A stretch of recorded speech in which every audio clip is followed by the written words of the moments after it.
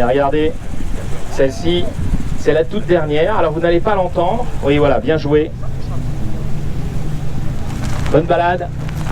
Et oui, vous n'allez pas l'entendre, puisque c'est le fameux Taycan Turbo. 700 chevaux. C'est un truc de fou furieux. Et ma foi, tout à fait formidable. Tenez, regardez, ça c'est François Alain qui part avec une petite 356. Ben oui, François Alain, vintage mécanique sur RMC Découverte. Vous connaissez forcément. Voilà, et puis on va voir encore une fois un certain nombre de Porsche, bien entendu, parce qu'il y a de très très belles autos qui nous font l'amitié d'être présentes ici. Et c'est vrai que c'est toujours un grand bonheur. Donc là, hop, on met le trip à zéro de façon à être parfaitement dans les clous. Allez-y messieurs, parce qu'on a dû juste déjà 1h15 de retard. Et n'embarquez pas l'arche. Et vous savez ce qu'on va faire les amis? On va... Vous voulez absolument la voir l'arche? Parce que sinon on va la chanter, ça sera moins dangereux. Vous voyez, parce que les grosses autos elles vont pas passer.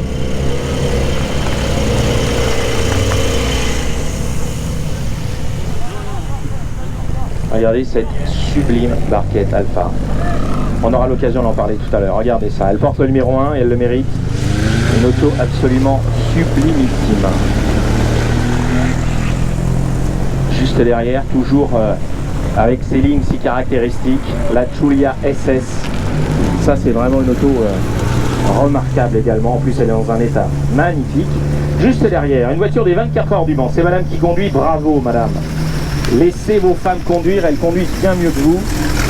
Donc de la S135 MS, les 24 heures du Mans. Et puis juste derrière, et c'est ça qui fait évidemment le charme de cette manifestation, c'est qu'on trouve de tout, comme cette petite midget magnifique avec le petit chien juste derrière. La Milcar CGSF, regardez ça si c'est mini aussi. Ça c'était la 205 GTI des années 20. Et les jeunes gens se faisaient plaisir avec ces petites autos. Regardez ça comme c'est mignon. Et en plus la tenue et l'époque, c'est superbe.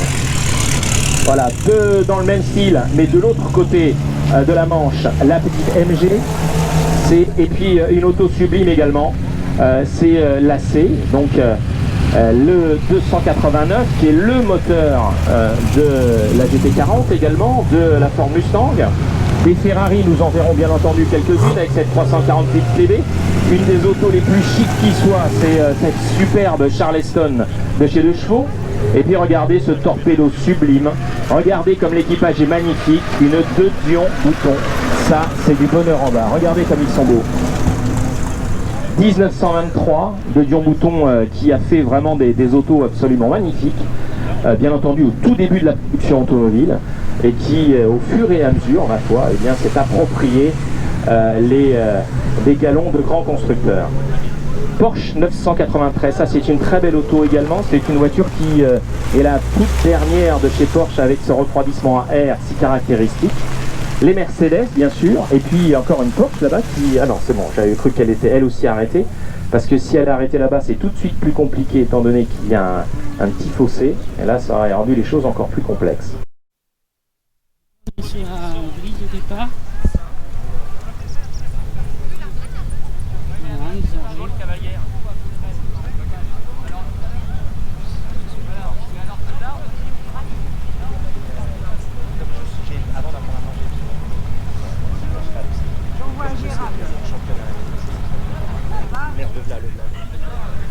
Tu vas bien?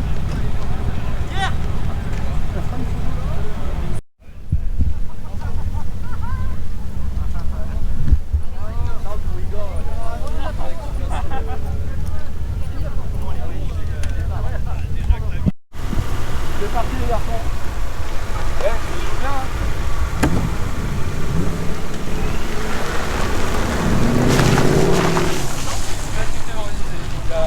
Voilà, c'est juste à la barrière. Antoine ici pour vérifier.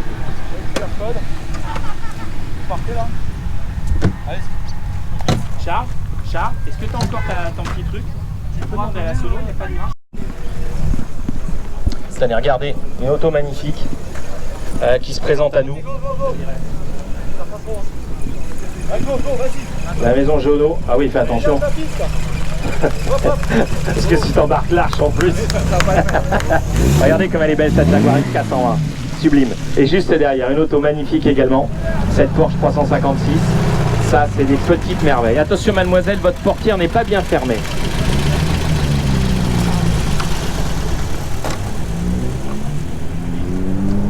Marqué, c'est bien, hein, comme enseigne. Donc, elle, quand on voit les grosses voitures 991, 92, et puis quand on voit celle-ci est avec le petit 2 litres. Bien sûr, BMW également, pourquoi pas. Et puis, encore une fois, ces Porsche que l'on n'entend plus, ou presque, mais qui néanmoins sont des autos admirables. Alors parmi les autos, les grandes classiques qui nous font le plaisir d'être présents ici, bien sûr, les Aston Martin. Et quand vous voyez l'état de celle-ci, donc avec cette carrosserie magnifique, la DB5 avec la carrosserie Superleggera, c'est un vrai bonheur. Regardez ça, petite Matisse ici. Ça aussi c'est rare et sympa.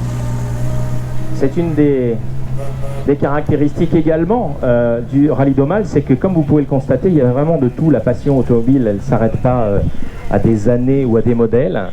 Et ma foi, on peut rouler avec une très jolie petite Matisse ou alors cette Méhari, très classique, on va retrouver sans doute. Vous êtes parti sur l'île de Ré, là, je suppose. Alors vous tournez à gauche, regardez comme ils sont beaux. Alors, la Porsche qui se présente devant vous est une Porsche qui... alors, il n'y a personne qui lui indique qu'il faut tourner sur le côté, voilà, si. Donc cette Porsche, mais comme sa déco l'indique, en fait, c'est une Porsche qui a fait le tour du monde.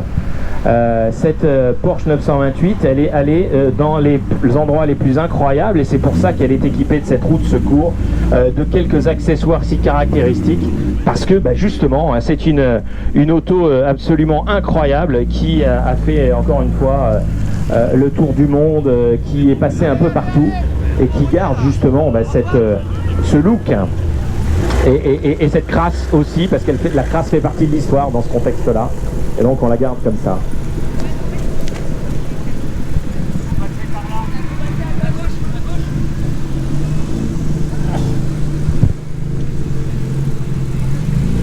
Alors voilà une auto ô combien désirable, c'est cette Jaguar Mark II,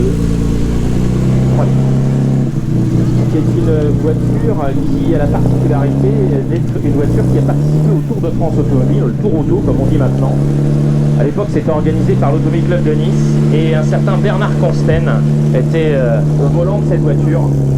Et la particularité de cette Mark II, c'est que c'est un véritable salon Chesterfield ambulant, mais c'est aussi une vraie voiture de course avec un bloc moteur qui est exactement celui qu'on utilisait pour les 24 heures du Mans. La 4 chevaux derrière, et puis bien entendu, et je ne vais pas vous faire la peine de vous présenter cette Rolls-Royce, les fameuses corniches. Regardez cette sublime Lancia Aurelia avec cette ligne Pininfarina. Ça c'est une auto extrêmement désirable et très recherchée aujourd'hui. Les petites coupées Bertone, bien entendu, cette AC si caractéristique.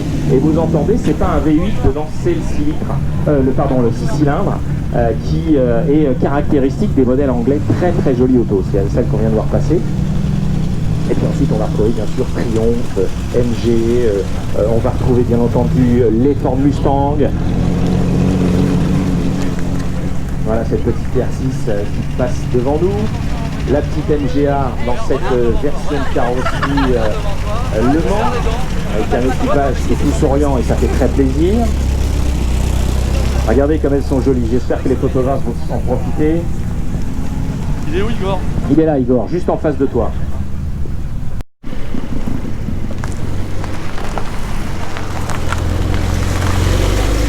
Le 992 Carrera, ça c'est vraiment une très très jolie auto avec ce toit qui pivote. Vraiment une auto magnifique. Et puis vous avez bien entendu toute la série avec le fameux Spider.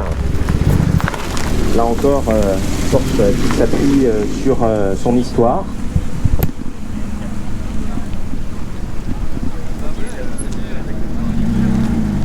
Voilà, avec cette livrée Martini pour cette GT3 caractéristique. La Mercedes SL avec 3 motorisations, 4 même je crois. Il y avait le V12, le V8 comme ici, et puis le 6 cylindres en 3 litres 2 litres 4, la Porsche 928 bien entendu, et puis regardez on a aussi quelques petites merveilles. Ça fait partie des jouets qui nous font plaisir à être retrouvés ici, cette Figaro. Avouez quand même qu'elle a un look incroyable. retrouver des Porsche plus classiques avec les fameux demi-trains.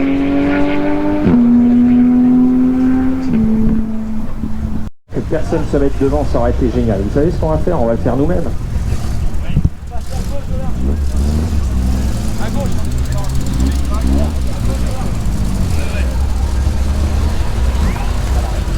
Regardez, bien entendu, cette Triomphe R3, hein, ça c'est une très belle auto avec un pédigré long comme le bras sur la portière. La petite letterbox, comme on dit, cette petite Alfa. Regardez, sur le devant du capot, vous avez une espèce de fente très caractéristique sur ces GT. Et c'est pour ça qu'on les appelait les letterbox à l'époque. C'est une très très belle auto, cette Alfa. Regardez cette petite Morgane également. Ça, c'est une très jolie auto.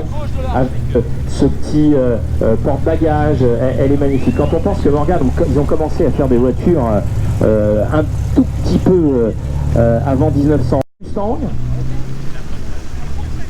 Alors les Ford Mustang, la Ford Mustang, celle-ci date de 66, elle est magnifique d'ailleurs. C'est une auto qui a sauvé Ford, hein, faut appeler un chat un chat.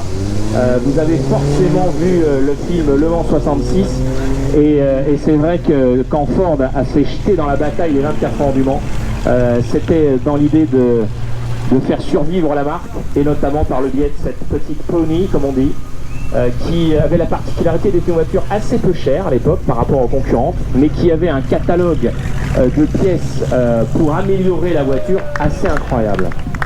L'une des autos les plus puissantes du rallye s'annonce devant nous.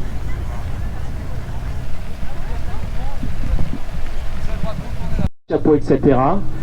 Messieurs, planquez vos filles. Porsche 911 derrière, bien sûr. La 911 SC ou Carrera avec deux charmants sourires à l'intérieur. Celle-ci, c'est la Carrera. Donc pour les amateurs, elle est équipée de la fameuse boîte G115 qui a été un véritable cauchemar parce que la troisième et la deuxième étaient assez dures à passer. Et beaucoup de pilotes en rentrant, enfin de conducteurs rentrant dans les ronds-points se sont fait des frayeurs. Regardez cette bolide comme elle est magnifique.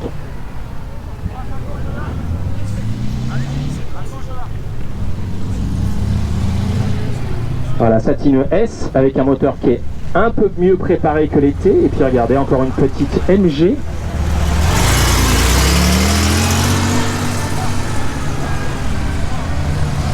Regardez comme ils sont beaux.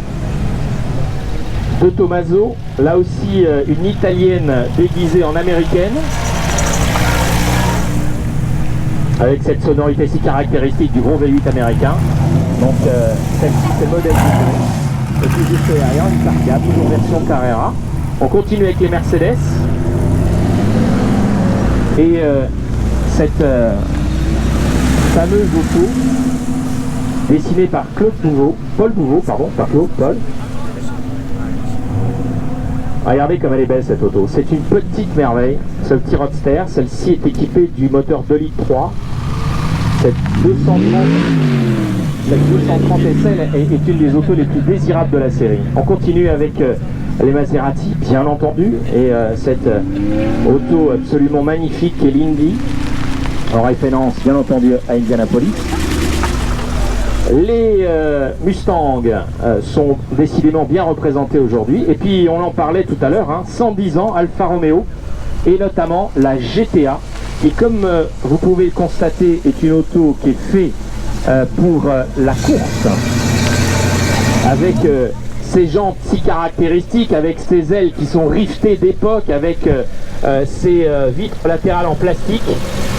Et ma foi, c'est une auto qui est ô combien désirable et qui, dans ces deux versions qui vous sont présentées ici, est une petite merveille. C'est la fameuse GT Am, qui est une auto extrêmement recherchée aujourd'hui.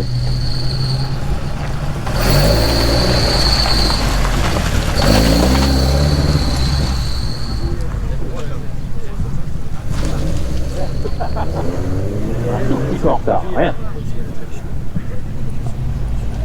Il ne faut pas trop le dire quand nous sommes en retard parce que sinon les gens vont accélérer et le but n'est pas là, bien entendu.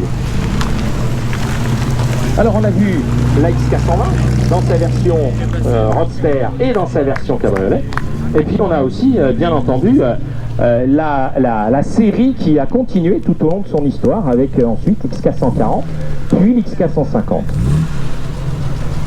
Les Porsche 356 sont des autos qui sont extrêmement recherchées aujourd'hui, et notamment les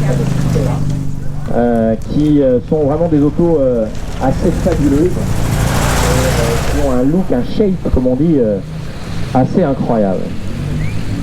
Voilà, la Jaguar Mark II, dans une version un peu plus civilisée. Alors, je ne peux pas vous dire, on a deux motorisations, 3 litres 8, 3 litres 4, donc je ne suis pas capable de vous dire à l'instant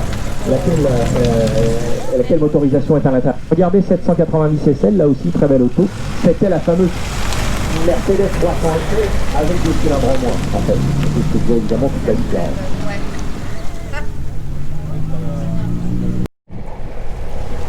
Alors vous avez remarqué également qu'il n'y a que la place d'un panier pique-nique et une brosse à dents, hein, pas plus. Voilà, Terre 4. Puis, il y a aussi quelques autos assez remarquables comme cette TVR qui s'annonce devant nous. Ça aussi, ce sont des autos qui sont assez formidables. Les constructeurs anglais avaient le chic comme ça pour faire des autos qui n'étaient pas forcément très belles, mais extrêmement performantes. Et là, en l'occurrence, celle-ci, avec le 3,5, est une petite merveille.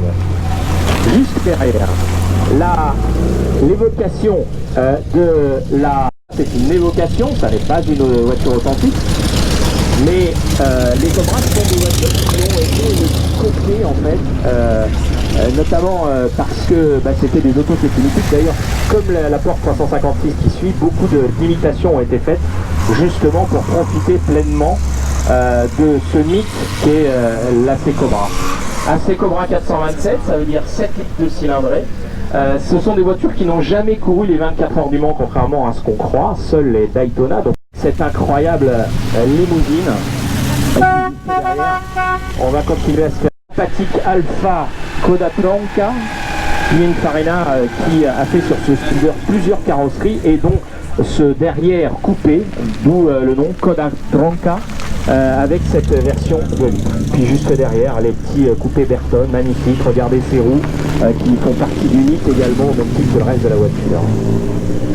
Une des autres 24 heures du Mans, d'ailleurs quand ils ont présenté les 120, les Jaguar XK 120 aux 24 heures du Mans, ça a été la Bérésina totale. Je crois qu'ils avaient invité, Léville avait amené 3 voitures et il n'y en a pas une qui a terminé.